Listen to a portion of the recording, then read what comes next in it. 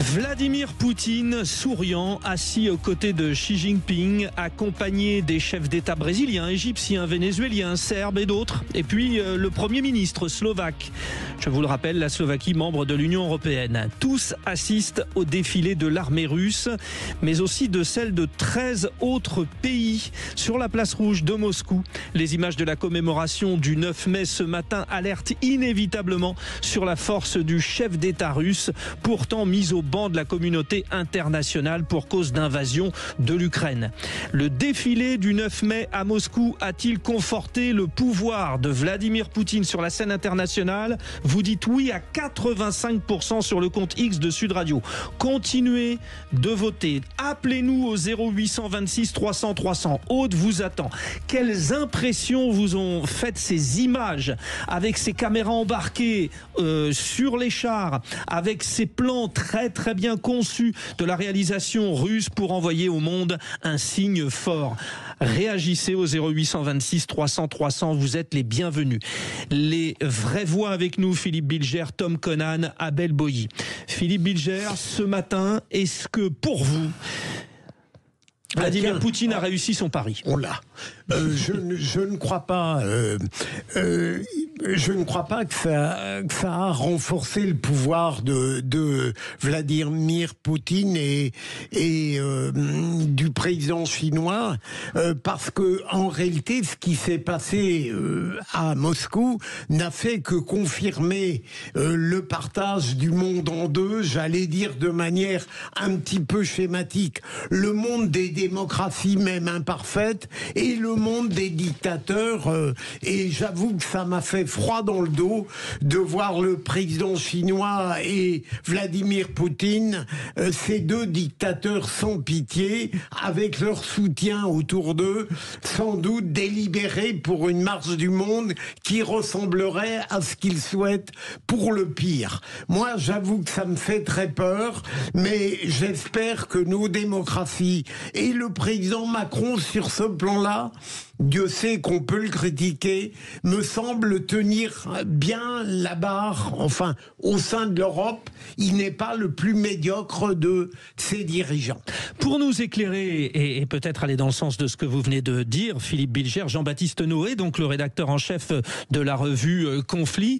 Jean-Baptiste Noé, on rappelle que en plus le Premier ministre indien Narendra Modi était à l'origine attendu à Moscou, mais du fait du conflit avec le Pakistan, il ne s'est pas rendu. C'est-à-dire qu'on aurait eu quoi? De représenter un tiers de la population planétaire? C'est affolant ce qui s'est passé ce matin, Jean-Baptiste Noé. Oui, c'est un signal très fort qui est envoyé au monde. Et surtout, on voit comment un événement important, la fin de la Deuxième Guerre mondiale, est utilisé pour la donne géopolitique actuelle. Et notamment pour défendre la guerre en Russie actuelle et l'actuelle recomposition du monde. Donc le politique utilise toujours l'histoire, il instrumentalise toujours l'histoire à son profit. On en a une démonstration. Et c'est très important, les symboles. Et ce qu'on a vu là est éminemment symbolique. C'est un message qui est important, qui est envoyé. Et il me semble important d'éviter aussi cette confrontation, d'éviter cette logique des blocs. D'ailleurs, on a signé aussi des partenariats avec l'Inde, côté français, mais dans cet enfermement dans lequel les BRICS ou un pôle sud veut enfermer le monde, le rôle de la France, ça devrait être notamment d'éviter cet enfermement et de défendre une voie un peu plus autonome. Bon, alors des BRICS, tous n'étaient pas là. Le Brésil présent, la Russie, évidemment, bien sûr, mais les aspirants, notamment de l'Arabie Saoudite, plus l'Afrique du Sud, n'étaient pas là. Mais en tout cas, c'est vrai qu'il y a ce pôle. Tom Conan, vous êtes un artiste, vous êtes un homme d'image, vous êtes un homme de réflexion. Les images ce matin vous ont choqué, j'imagine. Ouais, et ça m'a rappelé un vieux débat, vous savez, sur l'opposition. C'est un truc qu'on étudie, genre à Sciences Po, en fac de droit, je sais pas. Sur l'opposition entre Huntington et Fukuyama. La théorie d'Huntington, c'est le choc des civilisations. Fukuyama, c'était plutôt celle de la fin de l'histoire. C'est-à-dire qu'après la chute de l'URSS, au début des années 90, on serait rentré dans un monde libre d'une certaine façon, où la démocratie et aussi une forme d'économie de marché prédominerait. On voit qu'effectivement actuellement c'est un renversement total de paradigme qui est en train de se faire, mais en effet je suis tout à fait d'accord avec ce que dit monsieur à l'instant, dire qu'il faut pas rentrer dans ce paradigme huntingtonien d'une certaine façon et recréer un choc des civilisations systémique avec des oppositions paradigmatiques. Jean-Baptiste Noé, alors on va donner les noms. Bon, je fais un petit clin d'œil, histoire de défendre un petit peu, de détendre l'atmosphère. Toutes les erreurs sont permises, là, évidemment. Défendre, tout marche. Il y a le Zimbabwe, il y a le Congo, il y a l'Éthiopie, il y a l'Égypte, il y a la Serbie, et puis il y a ce pays qui est quand même membre de l'Union européenne, la Slovaquie, représentée par Robert Fico, le chef de l'État serbe. Il n'y a pas un moment où on dit vous y étiez, vous n'êtes plus de l'Union européenne, ça marche pas aussi simple que ça, mais enfin, on peut se poser la question, Jean-Baptiste Noé. Oui, alors on a aussi des pays qui mangent un peu à tous les râteliers et qui vont là où ça les arrange. Donc comme la Serbie, par exemple. Ouais. Exactement. Donc quand il faut avoir des financements de l'Union européenne, ils sont côté européen, et quand il faut avoir des intérêts avec la Russie, ils sont côté russe. C'est pareil également de certains pays africains.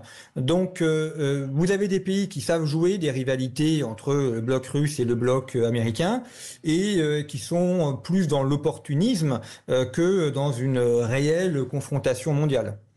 Kazakhstan, Biélorussie, évidemment, on s'y attendait, mais Vietnam, Arménie, Cuba, Venezuela, Abel Boyi, il y a des gens qui ne doivent pas sortir indemnes de ce qui s'est passé ou pas ? Je pense que c'est assez compliqué de répondre oui ou non à cette question, mais je reviendrai sur ce qui a été dit sur le symbole. Pour lui, c'est une réussite totale. Faut se souvenir comment la cérémonie de l'année dernière était moquée par la presse internationale, ou même dans la presse russe, il était écrit que la présence des quelques chefs d'État africains qui étaient là était nécessaire pour le côté exotique, en fait. C'est-à-dire tellement il y avait peu de chefs d'État, c'est quelque chose qu'il est important de rappeler. Vladimir Zelensky a réagi puisqu'il a annoncé le sommet des dirigeants de la coalition Volodymyr, excusez-moi. Et Lula, quand même, en fin d'après-midi, a appelé à un renforcement du partenariat stratégique avec Moscou. Donc le symbole aussi permet d'instrumentaliser, voire de manipuler, mais pourquoi pas d'obtenir des résultats inespérés. Comme on dit, on ne sait jamais, sur un malentendu, quelque chose peut passer. Philippe Bilger, je vois à l'instant un SMS de notre ami Éric Revel qui est toujours très pertinent. Lui, il considère un peu comme Abel que c'est un renforcement en réalité du Sud global, et donc que comme vous l'avez dit aussi, il considère que c'est plutôt une victoire de Vladimir Poutine. Mais moi, j'ai une vision peut-être toujours tristement morale de la vie internationale.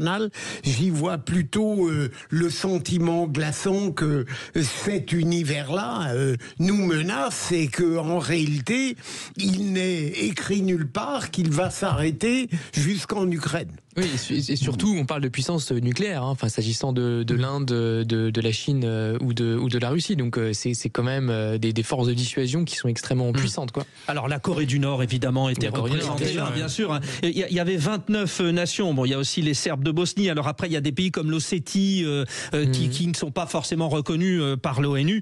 Bon, mais au-delà de ça, Jean-Baptiste Noé, ça veut dire quoi ? 13 armées de 13 pays différents ont, en fait, moi, c'est ce symbole peut-être qui m'inquiète le plus. C'est-à-dire qu'il y a le défilé de l'armée russe qui revient d'Ukraine et qui défile, et à côté d'elle, il y a 13 armées de 13 autres pays. Ça, c'est déjà vu, ça, ou pas dans ces commémorations, parce que ça fait froid dans le dos. Pas à ma connaissance. Bah oui. Je pense pas. Je serais peut-être démenti, mais je pense pas. En tout cas, envoyer son armée, c'est évidemment un élément, un symbole très fort. Ça veut dire que on est alliés, et que si l'armée défile côte à côte, on est prêt un jour à les faire combattre côte à côte. Et c'est clair, oui. Donc, c'est un message qu'il faut pas négliger. Et pour moi, le vrai sujet aussi, c'est comment les démocraties peuvent redevenir désirables. C'est pas uniquement par l'argent, c'est pas uniquement par le mode de vie. Il faut aussi présenter ces systèmes politiques comme étant meilleurs et plus désirables que les autres.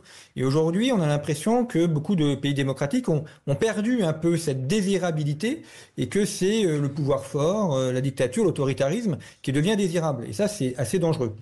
Comment, par exemple, le clan de l'OTAN doit réagir à ce qui s'est passé avec les pays qui étaient présents à Abel Boyi ? Il risque déjà de réagir en étant présent auprès de Volodymyr Zelensky ce week-end. Maintenant, c'est assez compliqué. Il faut éviter la montée, il faut éviter de tomber dans une espèce de guerre intellectuelle entre l'Occident l'Occident démocrate et les autres pays, que ce soit les pays en voie de développement ou les pays asiatiques qui sont plutôt représentés par des dictatures. Et effectivement, comment redonner une image positive de la démocratie? Je pense que c'est par l'incarnation politique aussi. Parce que s'il y a une crise de l'image de la démocratie, on le voit en France, comment le président de la République peut être regardé, mais on le voit dans de nombreux pays occidentaux. Il y a une crise de la représentation, il y a une crise de l'amour pour le politique aussi. Et c'est vrai que même, je le vois même auprès des jeunes, faut pas croire quand je fais certains débats, et je finirai dessus, une personne comme Vladimir Poutine est très respectée par certains jeunes. Pourquoi? Ils n'y connaissent rien à ce qui se passe politiquement. Mais il incarne une autorité, il incarne une force masculine qui plaît à beaucoup de jeunes. Rapidement. Il faut éviter effectivement le choc des civilisations, ce que je disais un peu tout à l'heure. Mais le vrai problème aussi, c'est qu'au sein de l'OTAN, aujourd'hui, on peut plus du tout traiter évidemment les États-Unis comme l'allié historique qu'ils étaient toujours. Donc c'est encore moins évident de parler d'une seule voix. Alors, pour conclure, Jean-Baptiste Noé, j'ai une question simple à vous poser et vous répondrez rapidement et simplement. Les 29 représentants d'État présents ce matin à Moscou étaient-ils tous réellement des alliés de Poutine? Non, pour beaucoup, ils sont allés pour des raisons circonstancielles. Après, ils voient d'abord leurs intérêts, ils seront prêts à se rapprocher des États-Unis ou de la France si besoin. Et ça peut rassurer parce qu'il faut aussi relativiser quand même. Merci beaucoup Jean-Baptiste Noé. Merci les trois vraies voix. Philippe Bilger, Tom Conan, Abel Boilly.